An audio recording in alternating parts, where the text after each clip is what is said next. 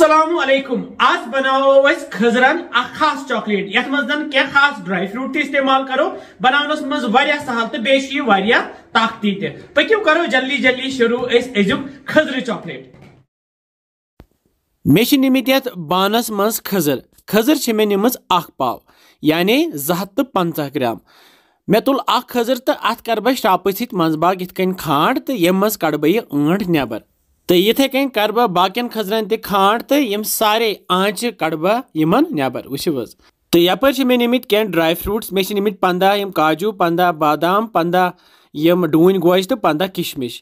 मे तुल योर खजर तो अत मज बर बह काजू तो बे बर बह अत मज किशमिश तो बे त्रा बह ये पीनट बटर तुल बह अमिश चमचह सत तो ये मद बह पे कन कर बह बंद ये गोल वो तो इथे कन तुलन बह ब्या खजर अत बर बह यह डून गोश बे बरस किशमिश तो पे कर बह यह अमी पीनट बटर सत बंद।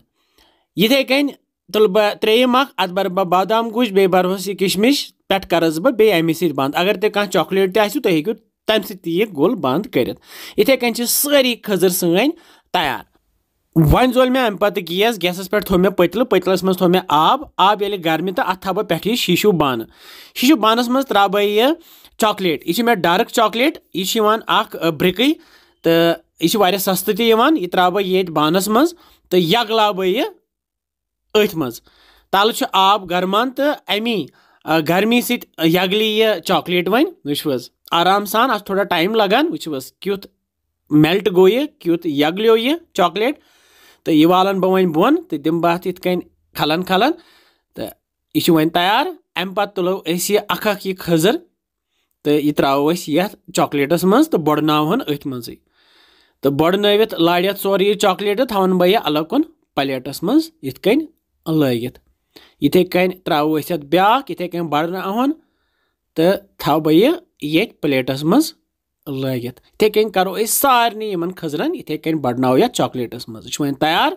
वन थवोक अड़िस घंटस फ्रिजस मज युम थोड़ा सा सख्त ही गसन तो पत करो इस्तेमाल तो खेमोक। सन खजर चॉकलेट तैयार तो हाबिल सोब मे तो करो वन यह टेस्ट वो क्युत मज। मोहम्मद हाबिल सोब बिस्मिल्लाह वारिया मजेदार चलो सुजो बिस्मिल्लाह वारिया मजा मजा वारिया मजेदार वन तो खजर चॉकलेट पसंद आमुत इंशाल्लाह समखो बे मजेदार रेसिपी तुत कल थो तुम पन ख्याल बेहो रबस हवाल। अस्सलाम वालेकुम।